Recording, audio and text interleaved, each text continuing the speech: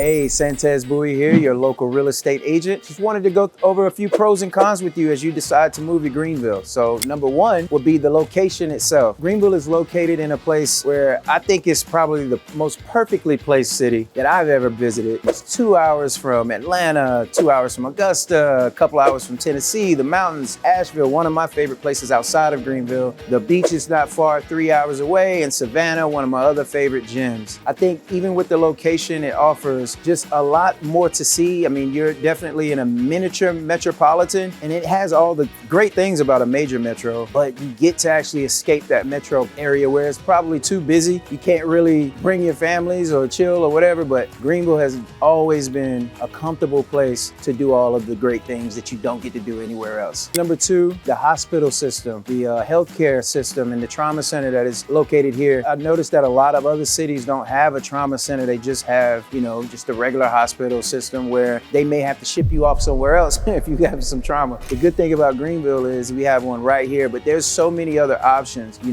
don't have to be kind of confined to one type of healthcare or doctor or set of nurses. And that is one of the things I think is a great pro of living here in Greenville. As we have these babies, as we have these accidents, or even wanting to get all of these other cosmetic or additional things done, like Greenville has a lot to offer along the lines of that point. The very next thing will be the recreational options. And I'll just go to one of my favorites, which is the Swamp Rabbit Trail. The trail itself offers so much along the lines of the trail from start to finish. Wherever you start and wherever you finish, it'll probably take you all day, and it would probably take multiple days to see everything on the trail. I usually start at the YMCA on Cleveland Street. After my workout, I'll get on and I'll go work out throughout Cleveland Park, which is very next up on the trail. Then I would go through downtown, kind of where we are now. You go through under Falls Bridge, Falls Park, end up, right outside of Unity Park, and then you'll get to the Swamp Rabbit Grocery. But that's just to name a few things. There's so many places to stop off the trail just to admire the atmosphere and all the things that Greenville has to offer, like the clean water.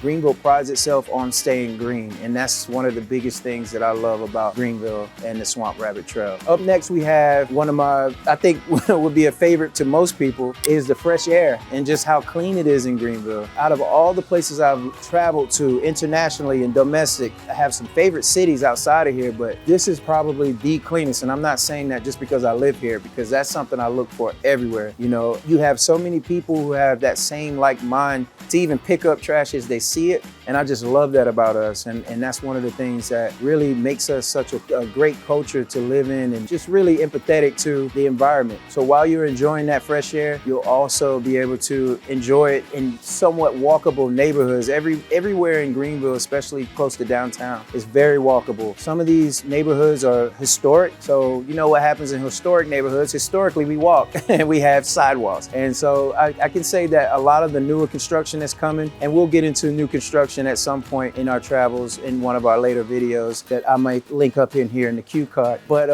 the walkable neighborhoods is something that I think all of us need to at least have access to, and you would if once you live here in Greenville, once you get here. Atmosphere itself, when it comes to like the events that Greenville put on, at Artisphere, Fall for Greenville, which is one of our top traveled or populated event. My favorite is the Jazz Fest and the Mimosa Fest. And then sometimes they mix them both and they say Mimosa Jazz Fest, and I'm like, I'm there every time. So these are some of the things, or just a few of the things that you have to look forward to as you visit or once you begin to live here. Now, let's get into the cons. Let's get into some of the things that I have actually realized that might be a pro for some of y'all. We'll see, it's up to you. Con number one would be the traffic in the heavily populated areas. Some that come to mind are like the Five Forks area and Simpsonville. And what's funny about the Five Forks area is pretty much Greenville, Simpsonville, and Greer all in one. But you'll know what I mean once you get here. The Fairview Road area in Simpsonville, pretty crowded, but the one that everybody hates and loves at the same time is Woodruff Road. I have one particular woman in mind right now as I think of Woodruff Road. But Woodruff Road, great place to shop, horrible place to get around to. And you know what, as Greenville grows and we become more centered around entertainment and shopping, the infrastructure will grow and catch up with it. I remember a time when they expanded Woodruff Road. It used to be smaller than it is now, but it's actually grown bigger, but we're due for another expansion. So con number 2, I kind of touched on this in the first con, but traffic itself. So depending on where you're commuting to, I would suggest, and we'll get into this in other videos, if you live in Spartanburg or you work in Spartanburg, live in Spartanburg, but I will show you the difference between Spartanburg and Greenville as we go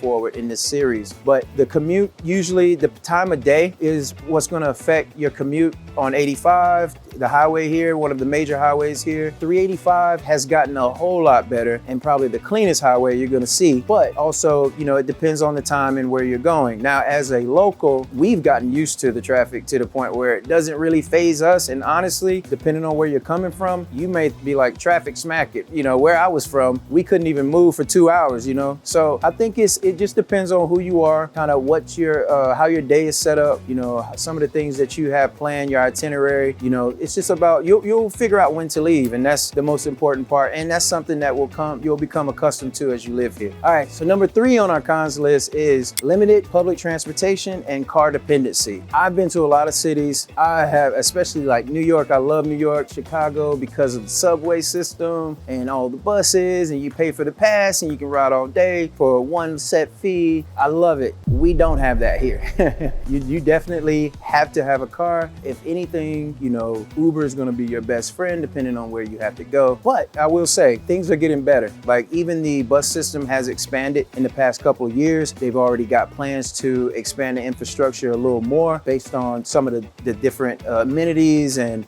industries that are coming here, which I'll touch on in another video. And also, you know, just some of the things that, just the way the city is growing, it is becoming a place where you don't necessarily need a car. Even downtown, some of the things that I've noticed that have changed, you know, since I've lived here and beginning, you know, from the time that I remember it beginning for me, once I became of age to go to bars, really.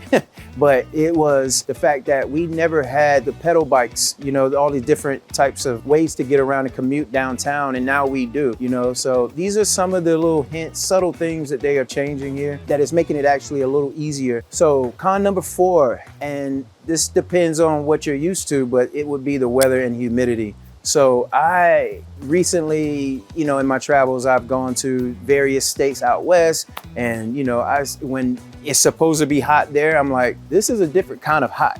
You know what I mean? Like it's super dry. Like I could remember a time in Colorado when I was hiking the Manitou Incline and it was snowing, but I was in short sleeves and shorts, you know, and it's not like that here. If it's hot here, it's hot and it feels hot, it's sticky hot. Good thing about this bad thing is that there's a lot of water amenities here. There's a lot of ways to stay cool. There's a lot of indoor things to do. And it's not really so much a con for people who have lived here and have grown to, you know, pretty much adjust to being in the South. If you're a Southern person, you know about some heat. So it's a con, but I would say it's one that is probably the easiest to deal with. You know, I actually feel better in heat myself, so it's not really a con to me, but I'm sure it would be for you. So that pretty much wraps up our list of pros and cons of living in Greenville.